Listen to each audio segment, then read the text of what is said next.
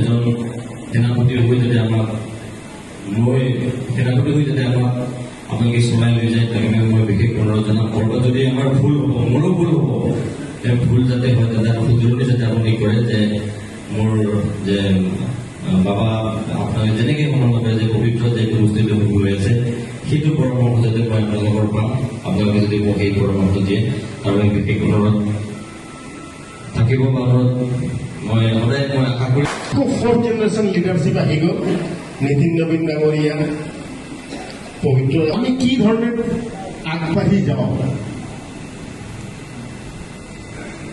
এটা সময় আছিল আমাৰ লক্ষীপুৰত দুজন বিধায়ক আমাৰ পশ্চিম গোৱালপাৰা বিধায়ক। আমাৰ মানুহ ভোট দিবলৈ নোযোৱা হৈ গৈছে। কিমান আঁচনি কাটি কাটি আমাৰ ইয়াৰ পৰা লৈ যায়। লক্ষীপুৰ টাউনৰ যিমানকেইটা ৰাস্তা আছিল, ভাৰত মাতা কি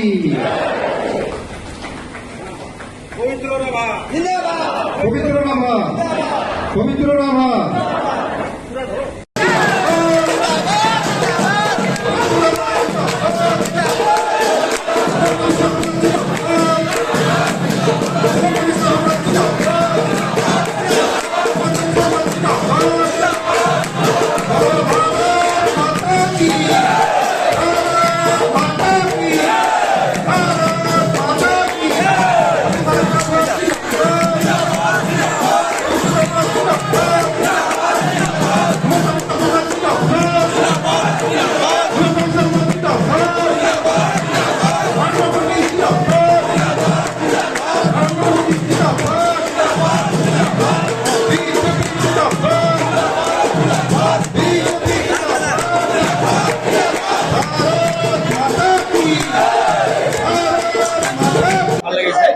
কি ক'ব এই মুহূৰ্তত? বিভিন্ন সময়ত আপুনি বাৰে বাৰে উত্থাপন কৰিছে, বিশেষকৈ গোৱালপাৰা পশ্চিম সমষ্টিত ভূমি দখলৰ পৰা আৰম্ভ কৰি যিটো লাভ জেহাদ, আপুনি যথেষ্টভাৱে এই কথাটো সকলোকে উত্থাপন কৰি আহিছে। কি ক'ব এই মুহূৰ্তত?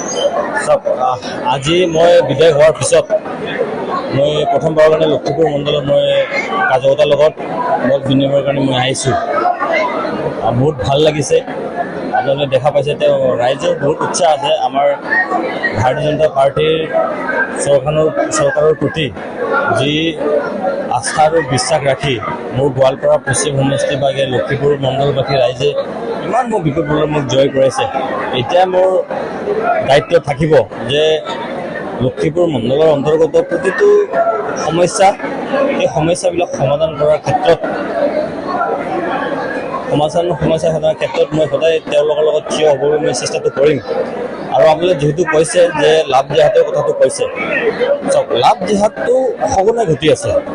মাননীয় মুখ্যমন্ত্ৰীৰ নেতৃত্বত যোৱাকালি যি UCC বিল আহিছে, UCC বিলত এটা আইনত দফাত তেওঁ মাননীয় মুখ্যমন্ত্ৰী আমাৰ চৰকাৰখনে অন্তৰ্ভুক্ত কৰিছে, যদি কোনোবাই ভুৱা পৰিচয়েৰে কোনোবাই ফেচবুক খুলি আমাৰ হিন্দু ছোৱালী, হিন্দু ভনীসকলক যদি কোনোবাই প্ৰতাৰণা কৰি তেওঁলোকে যদি বিবাহ কৰিব চেষ্টা কৰে, তেনেহ'লে সেইটো আইনত তেওঁলোকৰ যি শাস্তি থাকিব, সেই শাস্তি থাকিব বুলি কৈছে মাননীয় মুখ্যমন্ত্ৰী ডাঙৰীয়া। আপোনালোকে নিশ্চয় এই UCC বিলৰ জৰিয়তে মাননীয় মুখ্যমন্ত্ৰী যিদিনা কালি তেওঁলোক যিটো কথাটো উত্থাপন কৰি আছিল তেতিয়া আপোনালোকে ভালকৈ গম পায়।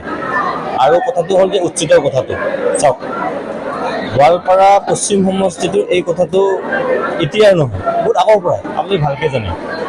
এই বস্তুটো মই অহাৰ পিছত এইকাৰণে কথা উত্থাপন হৈছে, মই উত্থাপন কৰিছোঁ। আগতে মাননীয় মুখ্যমন্ত্ৰীৰ নেতৃত্বত গোৱালপাৰা জিলাত বিভিন্ন জেগাত উচ্ছেদ হৈছে। তো মই ভাবোঁ যে ইয়াতো হৈছিল, লক্ষীপুৰৰ ওচৰতো উচ্ছেদ হৈছিল। মই ভাবোঁ অনাগত দিনত যি আমাৰ চৰকাৰী মাটি বা আমাৰ খিলঞ্জীয়া মাটিৰ কোনোবা বেদখল কৰি আছে, সেইবিলাক বেদখল মুক্ত কৰিব লাগিব। সেই বস্তুটো আমাৰ চৰকাৰৰ, আমাৰ ভাৰতীয় জনতা পাৰ্টীৰ মেনিফেষ্টতে লিখা আছে যে আমি 500 বিঘা মাটি বেদখল মুক্ত কৰিব।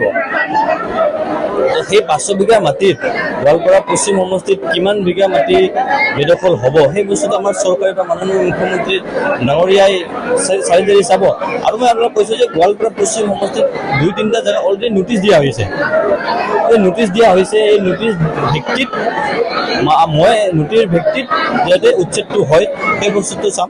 আৰু অনাগত দিনত আপোনাৰ ৰাইজৰ যি সমস্যা থাকিব ৰাইজৰ লগত একেলগে থাকি সমস্যাটো সমাধান কৰিব চেষ্টাটো কৰিম।